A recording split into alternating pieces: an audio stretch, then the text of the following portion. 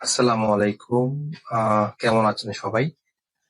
আজকের ভিডিওটা মেইনলি ওইসব বাবা-মায়েদের জন্য যারা খুব রিসেন্টলি যে আপনি আপনার আ উম আ বাচ্চাকে যে এ আমরা যেটা বলে থাকি যে মুসলমানি করা বা সুন্নতে খতনা করা, যেটা মেডিকেল ভাষায় বলা হয় যে সার্কামসিশন।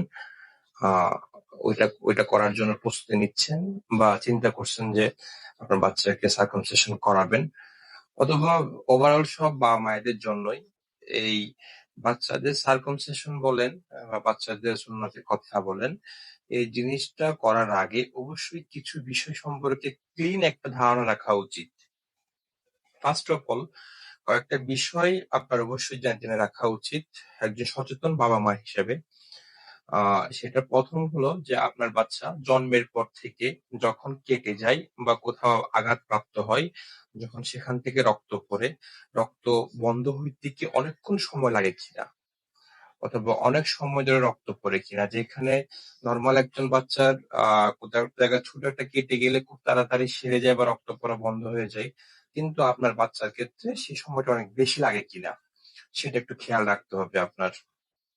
১ নাম্বার।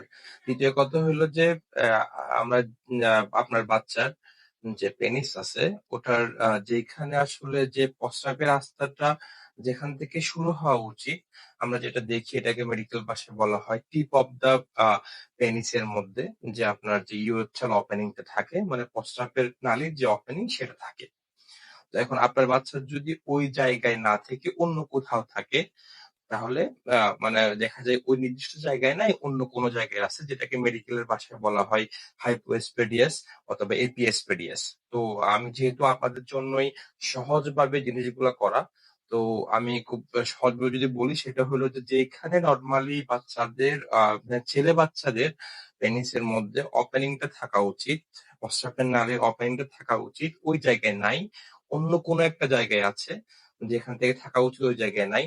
সেক্ষেত্রে আপনি এই ২ টা বিষয় মানে কয়েকটা বিষয় আপনি খেয়াল রাখবেন। এই বিষয়ের ক্ষেত্রে অবশ্যই আপনি সার্কামসিশন করানোর আগে একজন শিশু বিশেষজ্ঞের সাথে যোগাযোগ করবেন অথবা পেডিয়াট্রিক্স আপনি সার্জনের সাথে যোগাযোগ করবেন। এটা অবশ্যই আপনার করা উচিত। কারণ আ এই যে আ সার্কামসিশন বলেন বা সুন্নতের কথা বলেন, এগুলা করার জন্য এই বিষয়গুলা কন্ট্রা ইন্ডিকেটেড। এসব জিনিসগুলো অবশ্যই মাথায় রাখবেন, সচেতন থাকবেন। ধন্যবাদ।